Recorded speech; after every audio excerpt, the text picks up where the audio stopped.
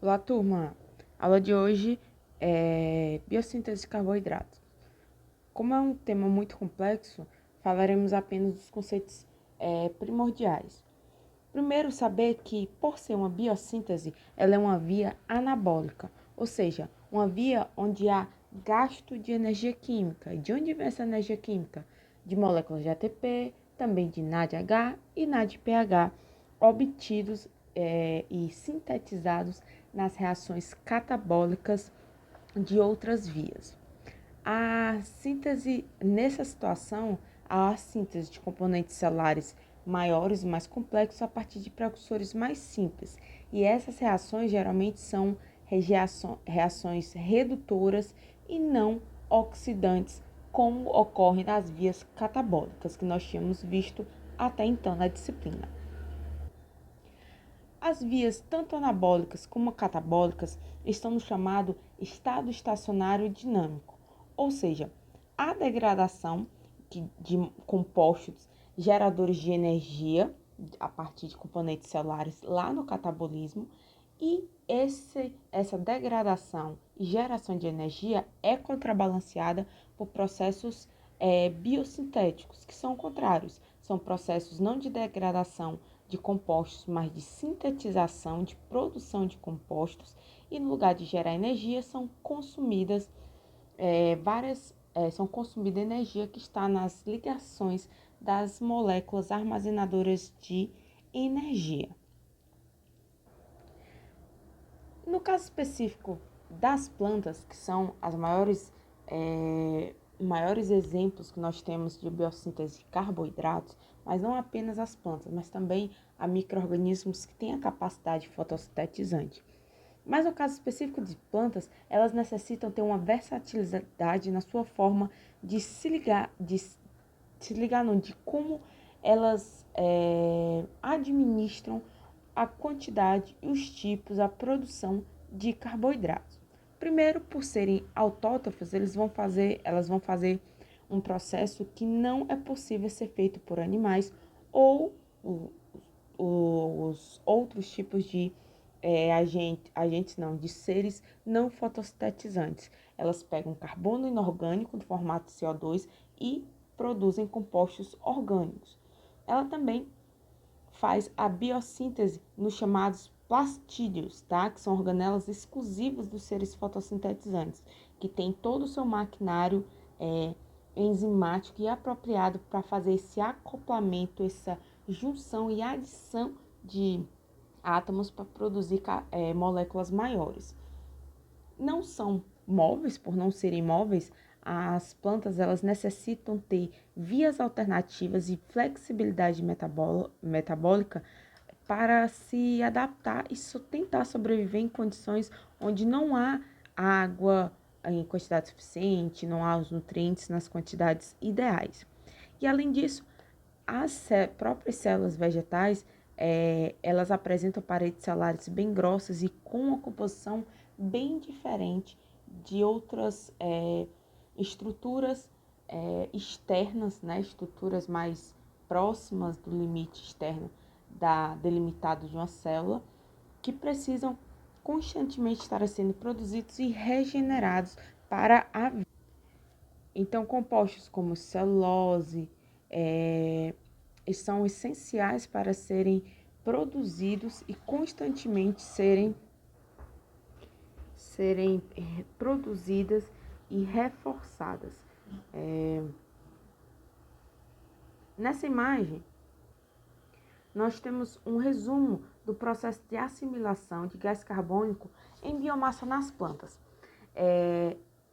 Inicialmente, nós temos o CO2 e molécula de água, que com auxílio da energia solar em seres fotossintetizantes, é produzido as chamadas trioses fosfatos, que são compostos de 3 carbonos, por um ciclo que nós veremos nesta aula. Em seguida, essas trioses podem ser unidas para produzir hexoses, e essa via é uma via reversível, então, se for necessário a produção de triose, ela pode ser obtida a partir da quebra das hexoses. E essas hexoses, que são compostos de 6 carbonos, podem ser transformadas especificamente em carboidrato de sacarídeo, como a sacarose, onde essa sacarose vai ser transportada para outros tecidos não fotossintetizantes, para diversas funções, principalmente função energética, ou, se está em excesso, pode ser armazenada, certo? Você juntar várias hexoses, várias glicoses, por exemplo, milhares delas, e elas serem armazenadas em formato do principal carboidrato de reserva vegetal, que é o amido, um polissacarídeo. Ou elas podem ser utilizadas para produzir outros tipos de polissacarídeos, como, por exemplo, a celulose, que é um polissacarídeo extremamente importante para a função e também para a estrutura da parede celular.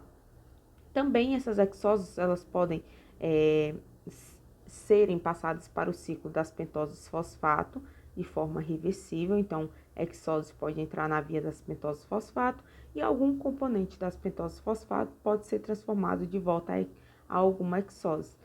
Estão vendo que sempre tem um fosfato aqui, ó?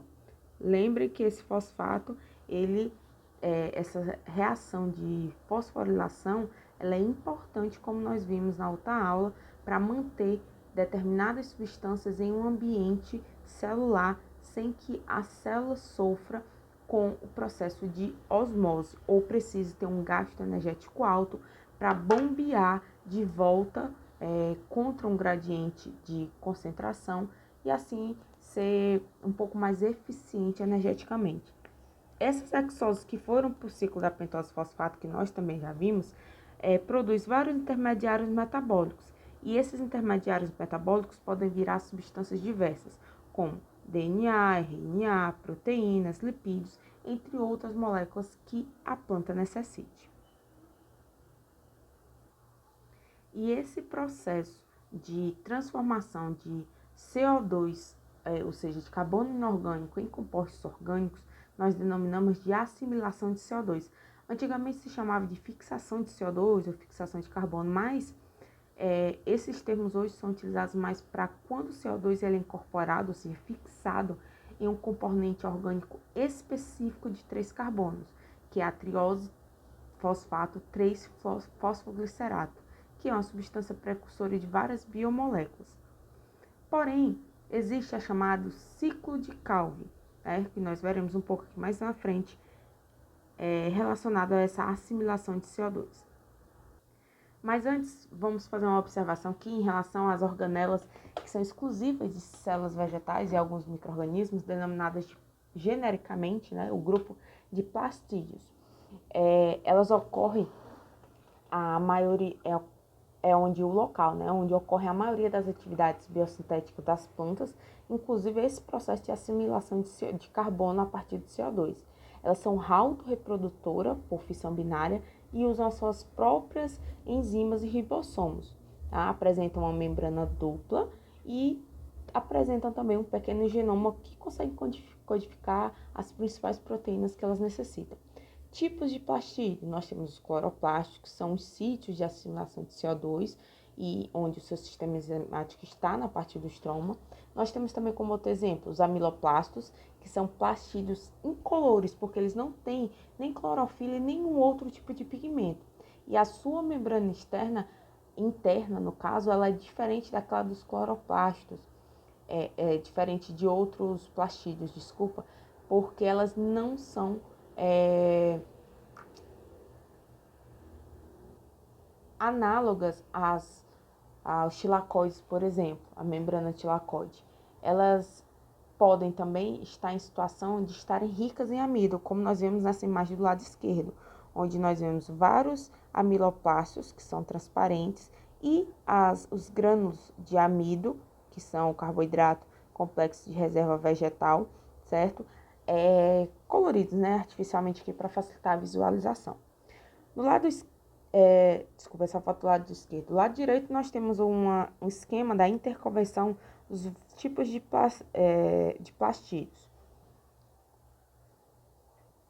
Por exemplo, um cloroplasto ele pode ser convertido em uma organela denominada de protoplastídeo E esse protoplastídeo pode virar um amiloplasto de armazenamento de amido, e o amiloplasto também pode virar um plastídeo, e esse plastídeo pode voltar a ser um cloroplasto. Então, de acordo com a necessidade, a mudança relativa dos tipos e as quantidades de plastídeos depende de dois fatores: do tipo do tecido vegetal e também da intensidade de iluminação. Então, o que for necessário mais cloroplastos, tem uma intensidade maior de iluminação, vai ser convertido parte dos amiloplastos em cloroplastos, ou vice-versa, dependendo da situação. A membrana interna desses plastídeos, ela é impermeável a moléculas polares carregadas. Então, o uso de transportadores específicos nessas membranas é, no mínimo, necessário, o que pode ser um tipo de transporte ou passivo ou ativo, ou seja, sem gasto ou com gasto de energia. Nessa imagem, nós temos o resumo, né, do ciclo de Calvin, que nada mais é o antigo denominado ciclo de redução fotossintética do carbono, que é uma via cíclica de assimilação de CO2, onde os intermediários-chave são constantemente regenerados, tá? E todo esse processo metabólico dos carboidratos, ele é muito mais complexo nas células vegetais do que em células animais, e em alguns tipos de micro-organismos, mas eu estou falando no sentido geral de todo o metabolismo de carboidratos, porque obviamente os animais eles não fazem processo fotossintético, tá? Aqui nós temos uma via cíclica, por quê? Porque o CO2 que vai ser assimilado, ele vai se juntar com uma molécula e a partir daí uma molécula de 5 carbonos, depois vai ser quebrada em uma molécula de 3 carbonos, vai para o estágio 2, estágio 3, no final, aquela primeira molécula que se juntou ao CO2, ela vai ser regenerada para se ligar novamente a outro CO2, tá? Então, apenas um sexto dessa molécula inicial que se ligou ao CO2, ela não é regenerada, porque aí é o produto que é produzido no final. Então, vamos lá falar com mais detalhes.